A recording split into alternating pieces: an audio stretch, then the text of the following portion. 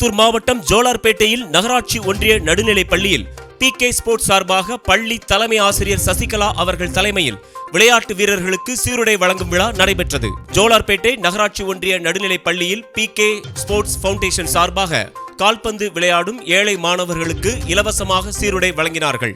இந்நிகழ்வில் சிறப்பு விருந்தினர்களாக அறிவழகன், டாக்டர் புகழேந்தி, தேவராஜ், புன்னகை கமலசேகரன், வித்யா சுரேஷ் மற்றும் PK ஸ்போர்ட்ஸ் ஃபவுண்டேஷன் உறுப்பினர்கள், பள்ளி மேலாண்மை குழு பொறுப்பாளர்கள், பெற்றோர் ஆசிரியர் கழக பொறுப்பாளர்கள், முன்னாள் மாணவர்கள், ஆசிரியர்கள் அனைவரும் கலந்து கொண்டு சிறப்பித்தனர்.